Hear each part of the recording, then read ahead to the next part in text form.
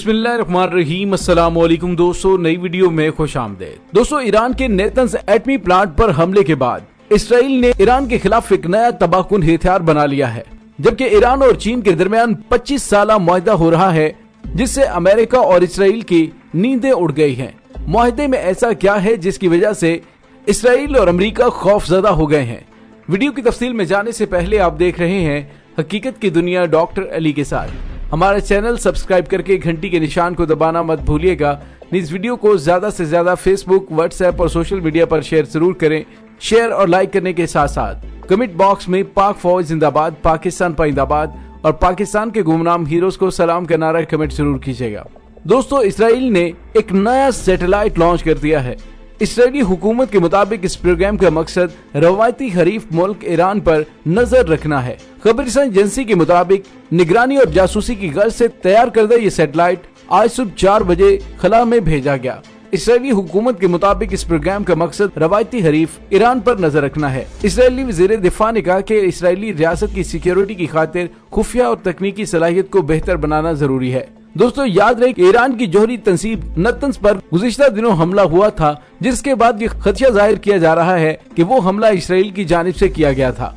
Iran के atomic energy organisation ने जेर जमीन नतन्स जौहरी तंसीब में आग लगने के मरकज के एक अहम हिस्से को काफी नुकसान पहुँचने की तस्दीक की है, जिसके बायस यूरेनियम की अफजुदगी के लिए इस्तेमाल होने वाले एडवांस सेंट्रीफ्यूजेस की प्रोडक्शन और पेशरफ्त में औसत दर्जे की सुस्त रवी का सामना है। फ्रांसीसी खबरसां इदारे के मुताबिक जौहरी इदारा एटॉमिक एनर्जी के तर्जुमान बहरोज कमाल बिंदी ने बताया कि आतिशज़दगी का यह वाक़या जुमेरात को उनके जेर जमीन नतन्स जौहरी तंसीब के जेर तामीर वेयर हाउस में पेश आया, जिसके बायस एक सेंट्रीफ्यूज असेंबली सेंटर को काफी ज्यादा नुकसान पहुंचा है, जिसका इफ्तिताह 2018 में किया गया था। तहम इस वाक़े में कोई जानी नुकसान नहीं हुआ, न ही ताबकार आलूदगी का सामना हुआ है।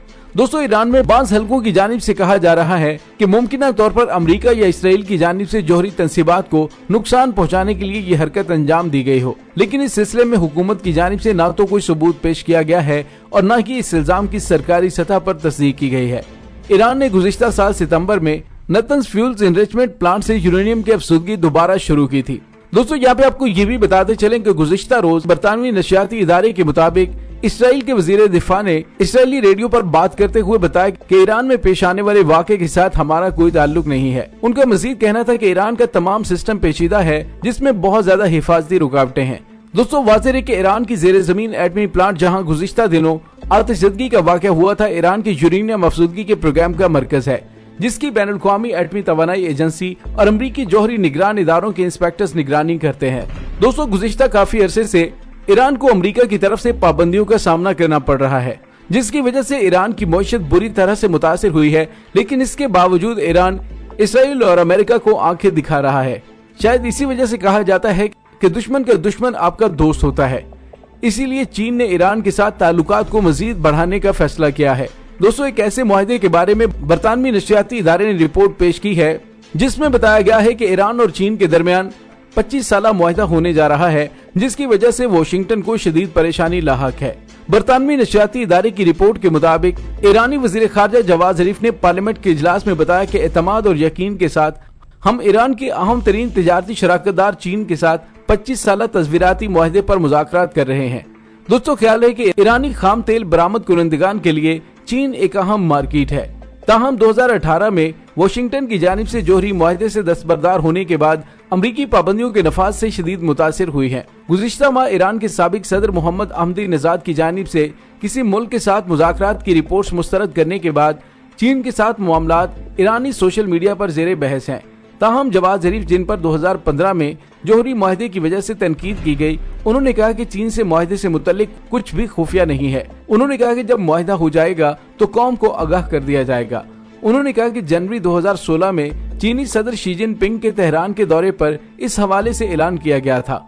दोस्तों, ख्याल रहे कि कोरोना वायरस के बहरान ने ईरान के मुआशी मसाइल में इजाफा कर दिया है, जो 2018 में अमरीकी सदर डोनाल्ड ट्रंप की जानिब से ईरान और आलमी ताकतों के दरमियान होने वाले जौहरी मुआहदे से दस्तबरदारी और दोबारा पाबंदियां नाफिज करने के बाद बदतर हो गए थे। दोस्तों, ख्याल रहे कि 22 जून को ईरानी रियाल की कदर अमेरिका के डॉलर के मुकाबले में कम तरीन सतह पर चली गई थी। चंद रोज कबल ईरानी सरकारी टीवी पर नशर की गई तकरीर में सदर हसन रूहानी ने कहा था कि दुश्मन के मुआशी दबाव और आलमी वबा के बायस ये मुश्किल तरीन साल है। उन्होंने कहा कि 2018 में शुरू होने वाले मुआशी दबाव को बढ़ा दिया गया है और अब हमारे प्यारे मुल्क पर सख्त तरीन दबाव है। ईरान में अप्रैल के वक्त से कोरोना वायरस के फैलाव को रोकने से मुतालिक नाफिज की गई पाबंदियां बतदरीज हटाने के बाद वबा के केसेस और अमवात में तेजी से इजाफा देखा गया है। उस मुआहदे का ऐलान सदर शी जिनपिंग के ईरानी दौरे के मौके पर पहली मरतबा 23 जनवरी 2016 को एक मुश्तरका बयान के जरिए किया गया था। उस मुआहदे के आर्टिकल 6 के तहत दोनों ममालिक के दरमियान तवानाई, बुनियादी ढांचे के फरोग, सनत और टेक्नोलॉजी के शोबे में बाहमी ताउन में इजाफे की बात कही गई है। उसके तहत फ्रीकैन ने आइंदा 25 सालों तक बाहमी ताउन बढ़ाने पर इत्तफाक किया है। चीनी सदर शी जिनपिंग के साथ मुलाकात के दौरान ईरान के सरबराह सैयद अली खामनाई ने कुछ ममालिक बतौर खास अमरीका की बालादस्ती वाली पॉलिसी की तरफ इशारा किया था। उन्होंने कहा कि सूरत हाल के पेश नजर आजाद ममालिक को एक दूसरे के साथ ज्यादा ताउन करना चाहिए। दोनों फ्रीक आइंदा 25 सालों तक ईरान और चीन के माबैन होने वाले उस स्ट्रेटेजिक मुआहदे पर संजीदगी से अमल करेंगे। सैयद अली खामनाई के अलावा ईरानी सदर हसन रूहानी ने भी मुतअद्दिद मौकों पर अमरीकी पाबंदियों के खिलाफ चीन की हमायत और इत्तेहाद की तारीफ की है। 21 जून को सदर हसन रूहानी ने काबीना के एक इजलास में कहा कि ये मुआहदा चीन और ईरान दोनों के लिए बुनियादी इंफ्रास्ट्रक्चर से मुंसलिक मंसूबों में हिस्सा लेने का एक मौका है। सदर हसन रूहानी ने कहा कि उन्होंने चीनी फरीक के साथ बातचीत करने और इस बातचीत का हतमी खाका तैयार करने की जिम्मेदारी वजीर खारजा जवाद जरीफ को सौंपी है। मुबसरीन के मुताबिक ईरान, चीन और रूस के माबैन तेल से मुतल्लिक कोई भी मुआहदा तवानाई, सलामती और मुआशी मामलात में मददगार होगा। चीन अपनी पॉलिसी के तहत इन ममालिक का इंतखाब करता है जो किसी दूसरे मुल्क के जेर असर नहीं होते, लिहाजा चीन को ईरान के साथ आजादाना तौर पर मदद मिल सकती है। उनका मजीद कहना था कि चीन ने भी हमारे कुछ मंसूबों में हिस्सा लिया और उसमें कोई नौ आबादियाती लालच नहीं है, लिहाजा इस मुआहदे से दोनों ममालिक को फायदा हो सकता है। चीन को इराक में ईरान की मौजूदगी से भी फायदा हो सकता है। मुबसरीन का कहना है कि अगर चीन को तवानाई के वसाइल की जरूरत है तो ईरान को टेक्नोलॉजी और सरमायाकारी की जरूरत है, लिहाजा ये दोनों ममालिक के मुफाद में होगा। ये ईरान और चीन के दरमियान मुआहदे के लिए बेहतरीन वक्त है क्योंकि इस वक्त अमेरिका चीन के सामने कमजोर महसूस करता है और चीन अमेरिका के साथ गैर महफूज महसूस करता है। चीन की अमेरिका मुखालिफ पॉलिसियां भी मुआहदे के लिए सूदमंद हैं। ईरानी पार्लियामेंट मजलिस के स्पीकर मोहम्मद बाकिर ने एक बयान में कहा कि हमने देखा है कि किस तरह ट्रंप इंतजामिया दूसरे ममालिक की आजादी और हुक्मरानी में मुदाखलत करती है। अमेरिका ने ईरान और चीन के साथ भी ऐसा ही किया है, हम उसके गवाह हैं, इसलिए चीन के साथ इलाकाई और बैनुल-अक़वामी ताउन लाजमी है, हम उसे नजरअंदाज नहीं कर सकते। ईरानी हुकूमत के तर्जुमान अली रबी ने 23 जून को कहा था कि इस मुआहदे के फ्रेमवर्क को हतमी शक्ल दे दी गई है। उन्होंने कहा कि ये मुआहदा साबित करता है कि अमेरिका की ईरान को अलग थलग करने और उसके बैनुल-अक़वामी ताल्लुकात को मुंतशर करने की पॉलिसी नाकाम हो चुकी है। ईरान के सीनियर सहाफी अहमद जैदाबादी का ख्याल है कि ईरान इस पॉलिसी का रुख नहीं कर रहा बल्कि बैनुल-अक़वामी निज़ाम का हिस्सा बन रहा है। चीन दुनिया से दुश्मनी के बजाय इस्तेहकाम पर जोर देता है। वो ईरान, सऊदी अरब और इसराइल के साथ दोस्ताना ताल्लुकात रखना चाहता है।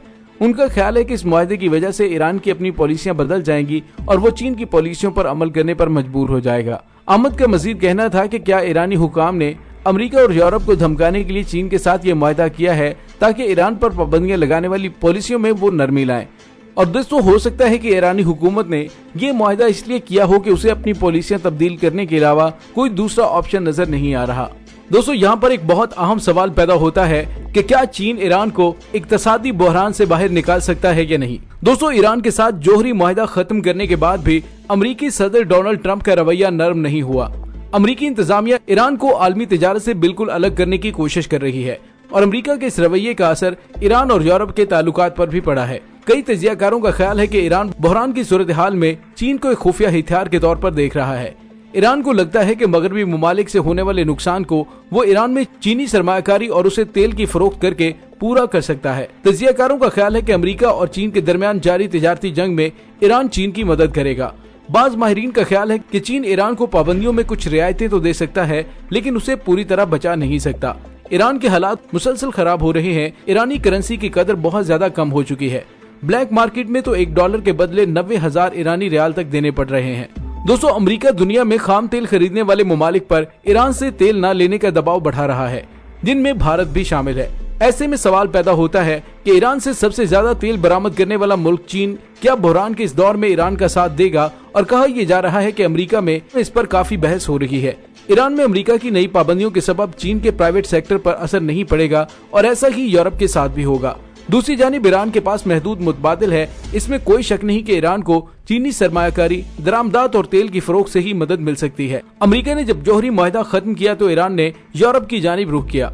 ईरान ने कोशिश की थी कि ये जौहरी मुआहिदा खत्म न हो और उसके तहत यूरोपीय यूनियन के हुकाम ने अपनी कंपनियों का हौसला बढ़ाया कि वो ईरान के साथ तिजारत और सरमायाकारी जारी रखें।